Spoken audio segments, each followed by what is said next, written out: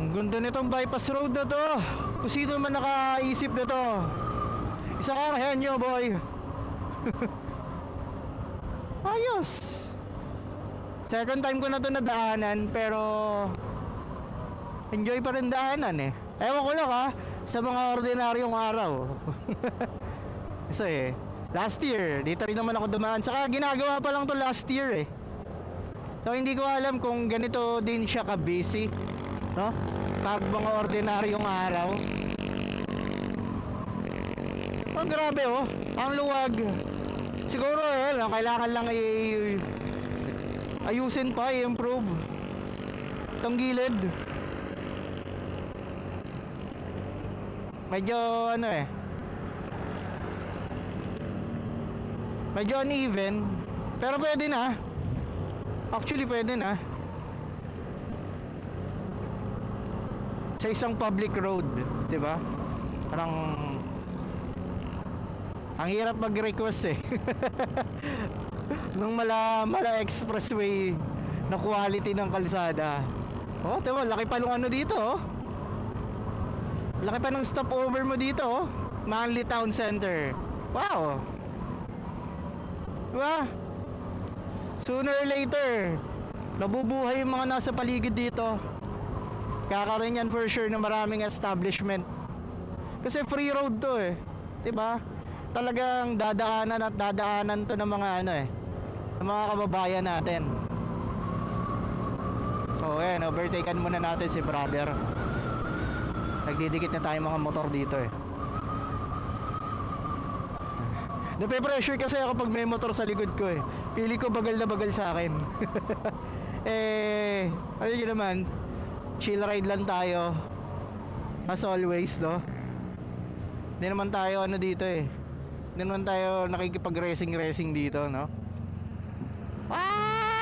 Ayan sinasabi ko, putol pa rin hanggang ngayon. O diba? 2 lanes. Tinira pa itong kapiraso na to. Ano yung kapiraso niya? Walang budget?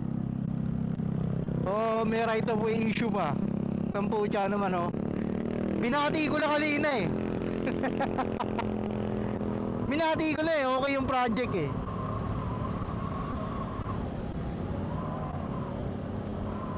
So kailangan po pwesto na ako dito sa left side.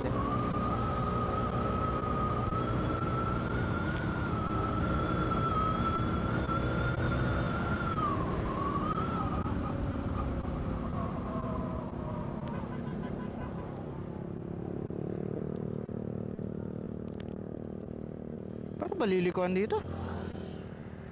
Saan ako liliko dito?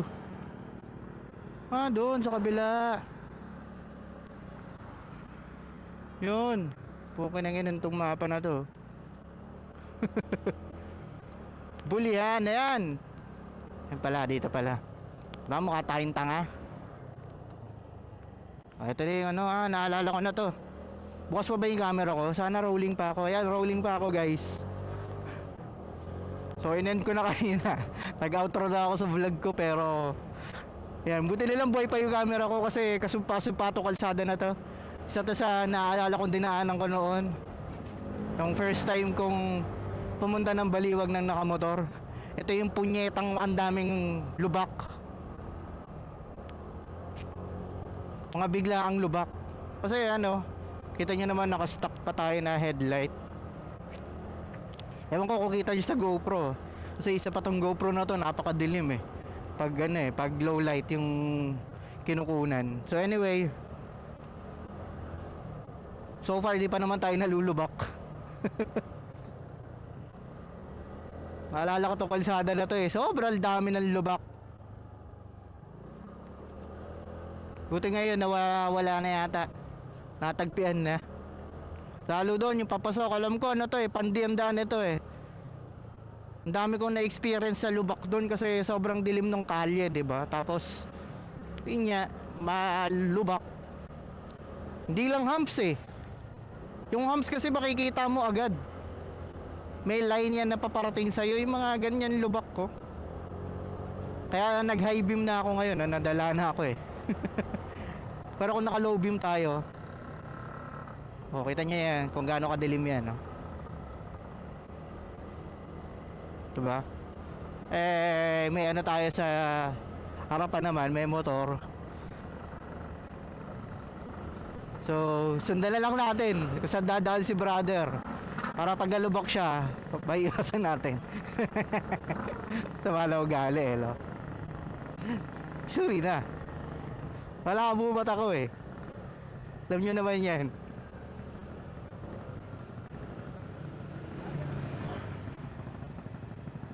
Ayan, may lubak, nagminor sila, diba? Turn right daw.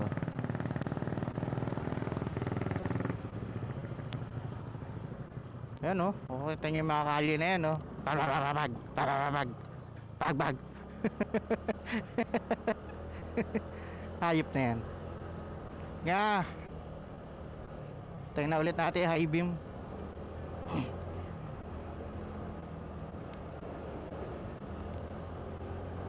So yan o, may nakikita ba kayo sa video ko? Naka low beam na ulit ako eh. Wala akong makita. So sige, sorry na. Buksan na natin yung high beam natin.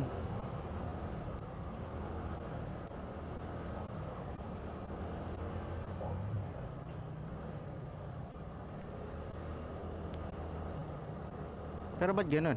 Yung high beam indicator ko. Yun.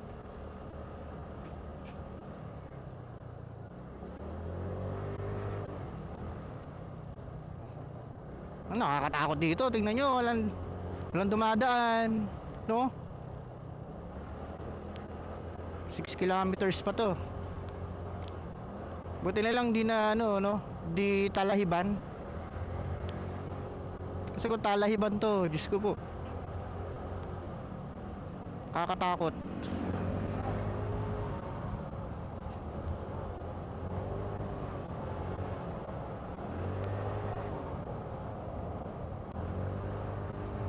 Ang hirap pa naman din masiraan sa ganitong lugar, no? Kaya nga ano eh, nakakalimutan ko kasi bumili ng ano, ng tire sealant. Wala pa akong budget dun sa ano eh, tire inflator eh. Pampasak na lang sana eh. Kaya lang problema rin pag bumili naman ako ng pampasak, 'di ba? Wala naman din tayong pang pump. Ayoko nang pumatol kasi dun sa mga mumurahin. Parang nangihinayang ako. Dati impulsive buyer din ako eh. Alam ngayon, sa panahon ngayon, putya, kahit na sabihin mong may budget ka naman, mapapadalawang isip ka eh sa paggastos eh. 'Di ba? Buti sana kung anak ka ni Henry C, ganyan, 'di ba? Malaki yung yaman mo, yaman ng pamilya mo. Hindi mo intindihin yan eh.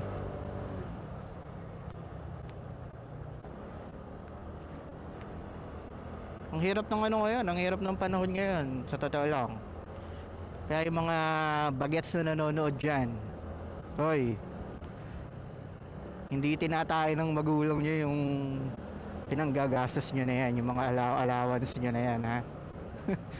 Kaya wag kayong ano, wag kayong hingi ng kung ano-anong bagay na hindi nyo naman talaga kailangan sa parents nyo.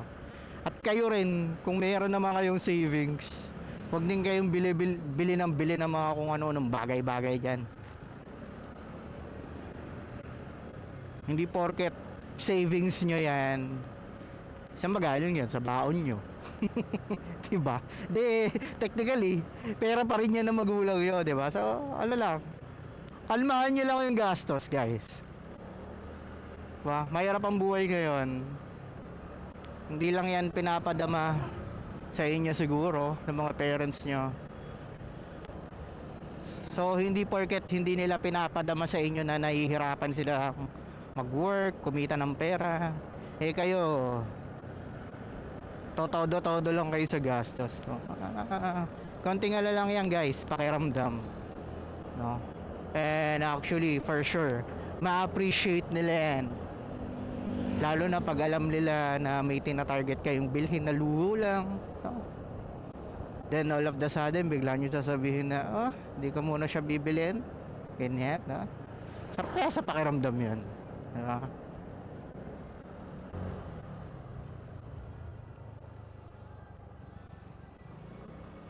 Sana ba to? May lugawan, no? Kaso naantok na ako eh. Kung kape yan, baka huminto pa ako.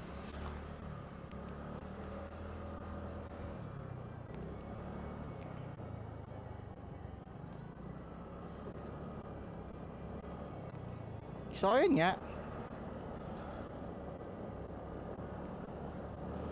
dadadaldal na lang ako hanggang malobat tong GoPro natin. No? So pag walang ang outro tong video na to, alam niya na. Maya ka na, nahabol ko to eh. Ano, parang ang sarap maglugaw, no? Parang mas masarap matulog, guys. Ay, may bukas pang tindahan, no? Parang di probinsya, ah. In fairness, ah. So yun lang, samahan nyo lang ako. Wala na ibang maririnig dito sa vlog na to, kundi mga karandoman, no? Ba pwede ko idaldal dito? Nag-record pa ba ako? Ayan, recording pa ako. Ayan, ma-share ko lang din. May dinaanan ako last year. Bali kasi ano eh, basically naligaw talaga ako last year. Niligaw ako nitong lecheng Waze na to. Waze ang nagamit ko dati kasi sabi nila mas maganda ang Waze sa ano eh, sa Google Map. So nung nag-Waze ako, yung dinaanan ko papunta, hindi ko siya ano eh, hindi ko siya nadaanan at all. Yung pabalik nung gets niyo ba yun? Bali yung dinaanan ko papunta is hindi ko na nadaanan pabalik. Alam mo yun, parang sa ibang lugar niya ako ano, sa ibang lugar niya ako pinadaan nung time na yon, no? So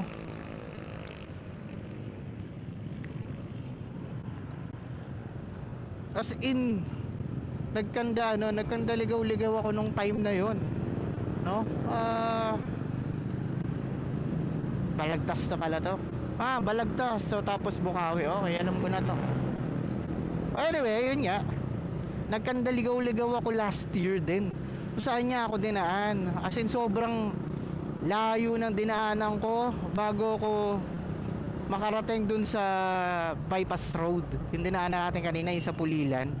And then pag exit ko, yun yung part na dinaanan ko kanina, meron pa akong nilusutan dun eh, na itinuro niya rin eh.